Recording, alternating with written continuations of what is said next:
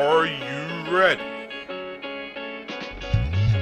What's my name? What's my name? Say Kareem Ali. Say Kareem Ali.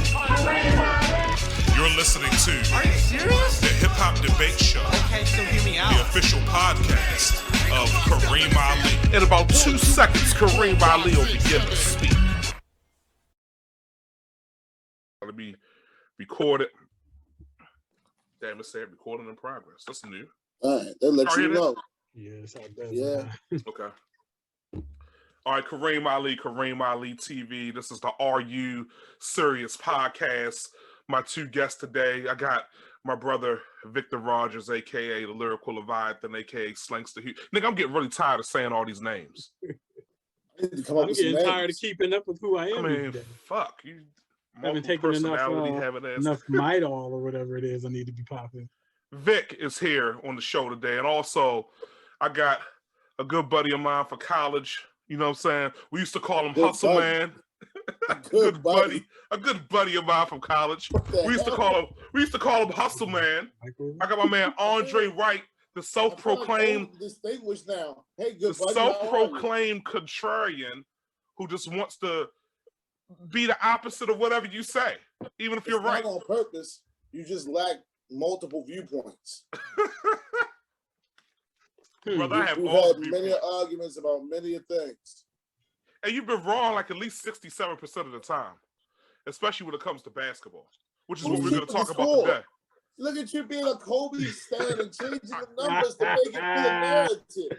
Ooh, Some people say yeah, it's two sides of a coin, but there's also various kinds of currency. I like it.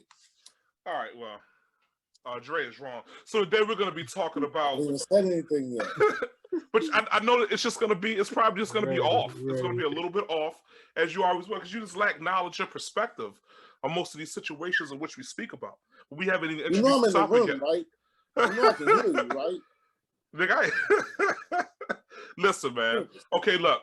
Today we're going to be talking about Scottie Pippen and the situation is he's frustrated with the Last Dance documentary. He came out recently and said that Phil Jackson was in fact a racist on I think the Dan Patrick show, because in the 1994 Eastern Conference semifinals, when the Bulls had a chance without Michael Jordan to defeat the New York Knicks, instead of drawing up a play for Scottie Pippen, Phil Jackson chose to draw that play up for TONI KUKOC at the foul line and make Scottie Pippen the inbounder. Scottie Pippen refused to go into the basketball game. He actually threw a chair on the court. I remember it well. I was watching it in real time, and a lot of his teammates were very frustrated that he let him down. KUKOC ended up hitting that shot with 1.8 seconds left and leading the Bulls to victory in that game. They would eventually lose the series in 7 games.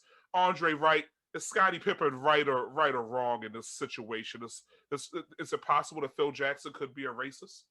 I'm not going to say it's impossible. I'm going to say it's improbable. Phil made a lot of his money on the backs of a lot of black people, which doesn't necessarily mean anything. But to my knowledge, Pippen's the only person with these accusations. It's not like there's some undergoings or rumblings you've heard.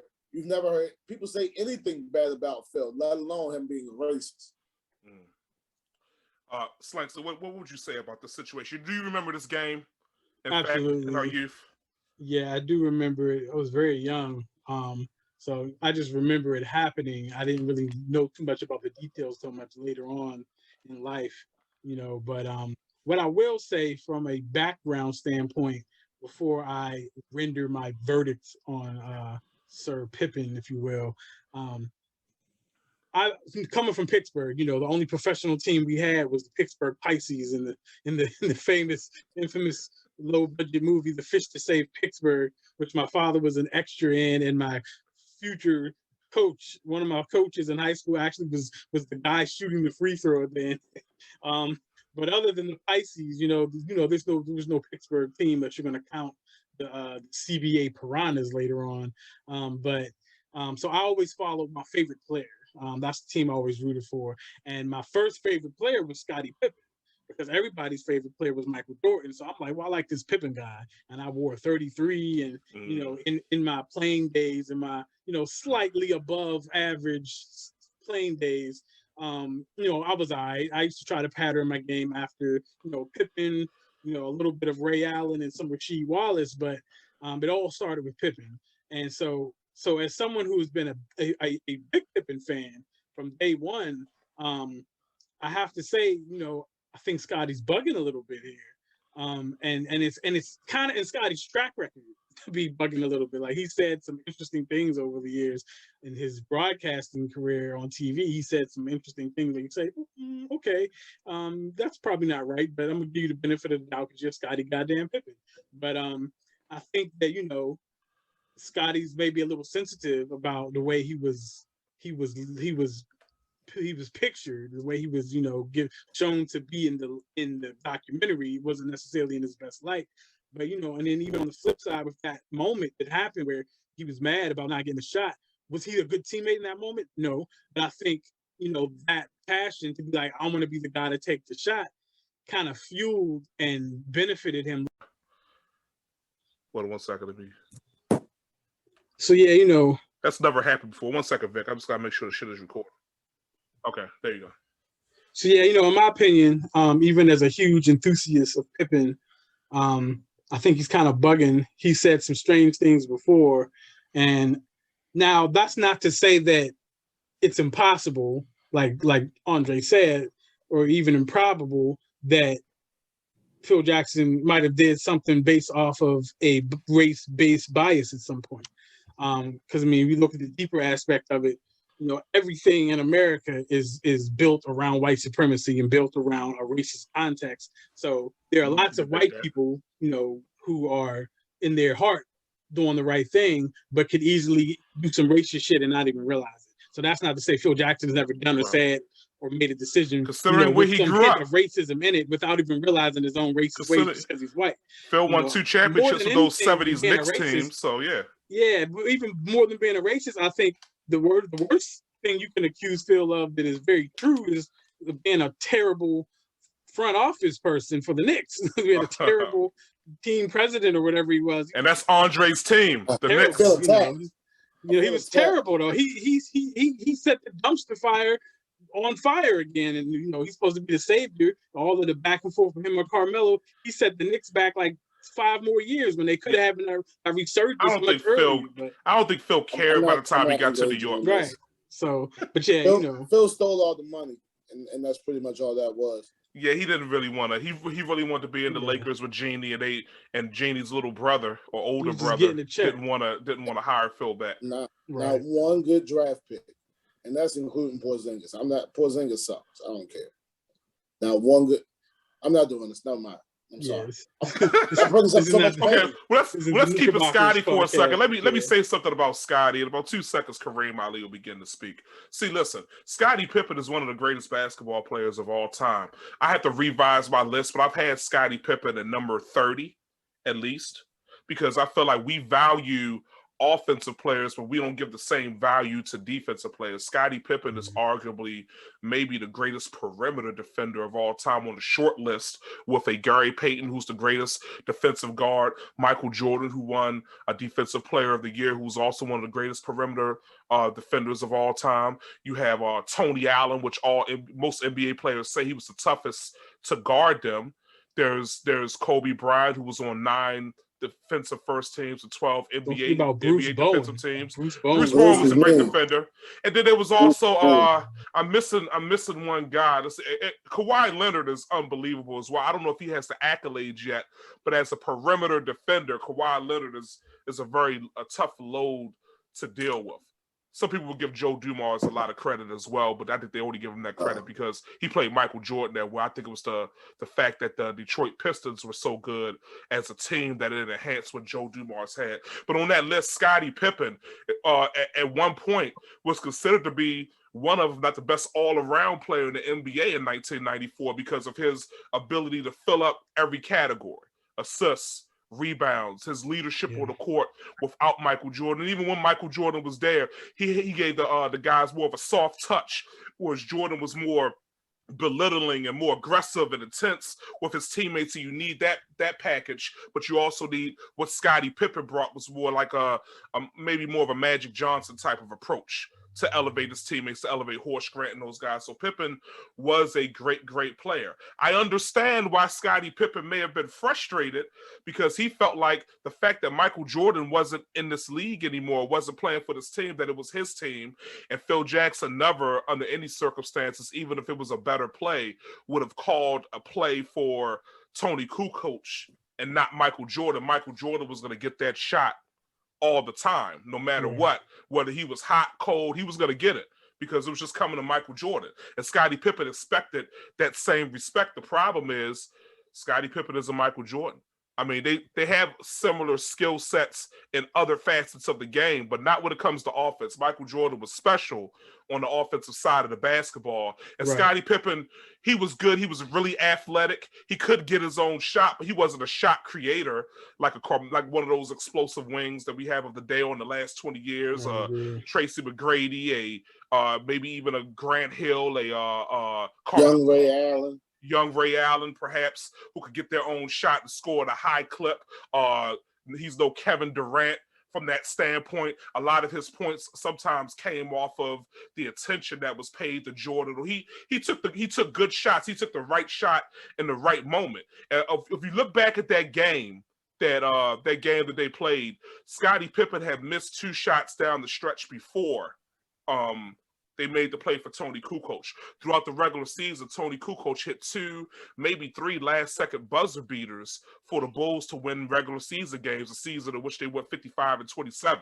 The year before, they were 57-25 when they won the championship when Michael Jordan was there, actually. So the Bulls were still good. They added the best European player in the world in Toni Kukoc. They added Eric Pete Myers, which no one remembers. I think they added Luke Longley as well. So the Bulls had some cushion there, but I just don't think Scottie Pippen, that I think Phil Jackson used Pippen as a decoy. He drew up the right play. Can Phil be a racist? Sure, he said some disparaging things in reference to things that were racially, had a racial overtone to it that maybe he didn't even realize, like what Vic, you said earlier. He said something about LeBron James and referring to his crew as a posse, which, you know, I remember that. Black people could have I don't think Phil is like a hateful racist, like kill the niggers. I don't think that. But in terms of white supremacy, we're all affected. Black people, white people. If you wasn't, just like Jane Elliott says, you came up in the school system. If you don't have a little bit of that in you, you weren't paying attention, because everything is infiltrated by white supremacy. So it's probably within him, but I don't think that he's just like wearing it on his sleeve, someone who is, as Dre said, built his career off of Black people. A lot of basketball players usually are like that. But Dre, I'll give the floor to you. What do you think, Dre? He's no Donald Silver or whatever. What was the guy in Donald Sterling? Yeah. I also want to bring up the fact Scottie got a book coming out in November. Right. So, you know what I mean? It's a little time. Let's get the hype train going. This is the rollout. Nothing like a little controversy. Sell your books. Yeah, that's a good point. There's been plenty of time over the last 20, 25 years that Scottie could have said how he felt about Phil. They both been out of the NBA for quite some time. He even went to work for Phil Jackson. He worked for Phil Jackson at one stint with the Lakers. He was like a assistant development coach at one point in the mid-2000s. So, I mean, I just don't know. I feel like Scottie Pippen is frustrated that he's always referred to as a sidekick. And for a long time, I mean, I remember watching basketball in that era and watching retro. They did make it seem like it was Jordan and the Jordanaires. They made it seem like Michael Jordan was Michael Jordan, and these are the Bulls. Right. He was David Ruffin, right? I'm David Ruffin. That's how it was. So I mean, there's something to that, though. To a certain extent, but it definitely has merit. But at the same time, Scottie Pippen deserves credit, because it was his emergence that allowed the Bulls to go to another level. You had to worry about someone else on the floor other than Michael Jordan, along with the triangle offense, which made it difficult to see where Jordan and Pippen was going to be on the floor, so you couldn't send double teams. It was Scottie Pippen's defense on Magic Johnson that slowed that attack when James Worthy was injured in the 91 finals that slowed the Lakers down or sped the Lakers up, I would say, to a point that wouldn't let them get into their offense. It was Pippen's defense in that situation. Pippen against that New York Knicks team in '93, the year before, when Jordan was shooting poorly, when John Stocks was in his shorts. You got to give Pippen some credit. Pippen really showed up, and he played defense with a lot of energy. He had some pretty big offensive games during that time period. So he should get more credit than he deserves, but he's not going to be considered on the level of Michael Jordan. It's not the same thing. It's not like Magic and Kareem or Kobe and Shaq or some of these other duos. This is not the same thing. He's not on that level with Michael Jordan. Yeah. I mean, I agree. And even to speak to that exact moment, like if you look at it statistically, either that season or just over the long haul, Pippen was streaky, especially as a spot-up shooter. Yeah. Most of his outside shooting clip was hit when he was in transition. He would knock down the transition three, and sometimes he would, he could create a shot and hit a jumper or go to the hole, where Jordan could create a multitude of shots or opportunities. And KUKOC was just a higher percentage three-point shooter, a higher percentage shooter, period. So if you're running an off the side, outside bounds play, you're going to want to get it to the person who's probably going to make a set shot, catching the ball from out of bounds. More statistically is going to be KUKOC in that moment. And so Phil was just calling a play by the numbers. It was a brilliant play, and he hit the shot, so it's like it kind of proves it right. Pippen to get the ball. KUKOC shoots better when he's catching the ball and releasing. He's made more shots like that this game and this season. Pippen's missed 2 this game, so it's like he was just doing a good by the numbers play. And then when you look at the overall, like you're saying, to me, Jordan, do the Bulls win 6 championships without Pippen? No. However, Jordan was the straw that stirred the drink to the point where you got lemonade. When Pippen was the straw that stirred the drink, you got lemon water. It wasn't quite enough to get lemonade. You saw the proof of that with him and the Rockets and him and the Blazers. The Blazers should have beat the Lakers in that series. If you have Jordan there, if you even have Jordan from the Wizards there, they win that game 7 because Jordan's not going to let them go that long without scoring any points. It went like 15 minutes without. Well, hold on 1 second. Jordan from the Wizards in 2002 or Jordan from the Wizards in 2003? All I know is the Jordan who played in that last All-Star game, you insert him in that moment. You stick him in that one moment. Blazers versus Lakers. He's going to make it happen. Maybe. To me, that's the difference between Jordan's level of greatness. I would say Jordan. I would say maybe Jordan '98, but I don't know about Jordan in 2003. He may struggle against the defense of Rick Fox, if he had to play Harper, the whole Kobe series, Bryant. yes. But you put any Jordan just in that moment. Like that's the difference between Jordan to lose. Would you say, Dre? I think Jordan might be too stubborn to lose. Too stubborn to lose. Maybe he would at least try to go to the basket and get a foul call to get to the line, stop the clock. He's going to get that momentum shift. He's going to hit something shot. The drought wouldn't have lasted 15 minutes. I just don't know if the Blazers shouldn't have lost that game, and history will be forced to view Scottie Pippen differently if he just gets to the finals without Michael Jordan. Doesn't even have to win. If he had just got to the finals one time without Mike, the same way that Chris Paul just got to the finals, seemed to elevate him on the point guard list. Even with what? I don't think Scottie can do anything at all to change his legacy as that Robin to Jordan's Batman. Because you got to remember, everything you said earlier about what Scottie brought on the court, that's all fine and dandy. And that's great for all the people in the nosebleed section. But the people that paid a lot of money for them seats, the first 50, 60 rows, they came to see number 23. Came to see Mike. He's on all the shoes, all the Gatorades, all the McDonald's, the Wheaties. He's the show. You always were the co-star. You've never not been the co-star. So that's just something I think that Scottie just got to learn to live with. And what's wrong with being number 2 to the greatest ever? Arguably. Sometimes you're Beyonce, sometimes you're Kelly. But do you think Kelly hates her role? You don't think Kelly know what it is? They set that whole group up in order for Beyonce to shine in the beginning anyway. Did they not set the whole Bulls up by draft for Jordan to be the Beyonce? Because he had it was pretty obvious after like album 2.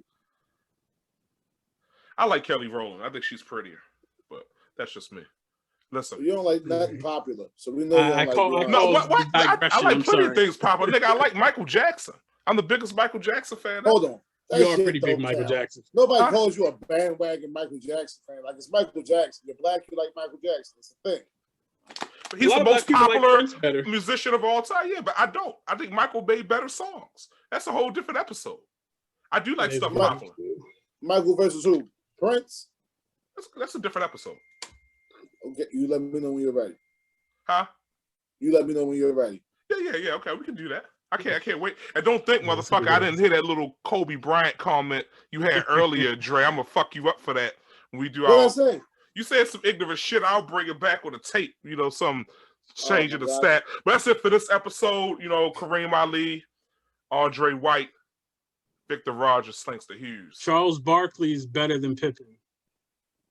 Yes. Okay, yeah. I felt so in real time. Yeah, absolutely.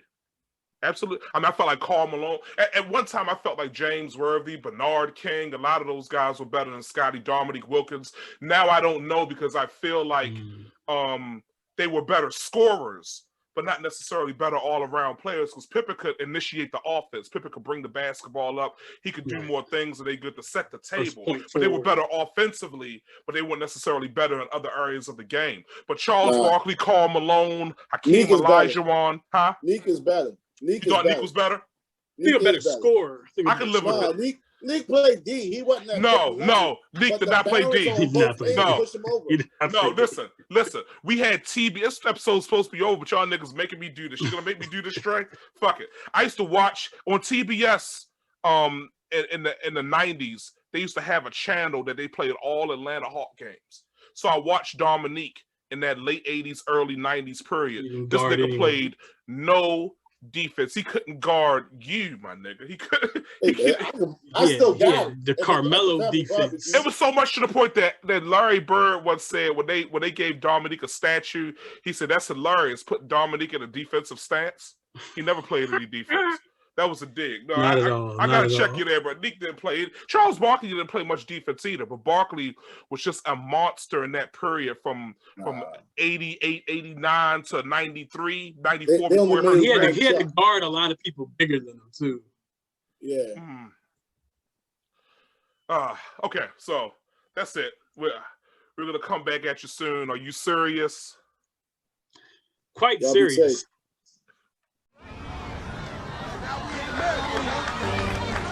So I have to stand here today as what I was when I was born, a black man. Your racism bounces off me, I'm bulletproof. Your prejudice gets deflected, I'm bulletproof. Your hatred can't penetrate me, I'm bulletproof. Our minds can't be shackled no more, nah, we know the truth. Yeah, from the spot that Malcolm stood.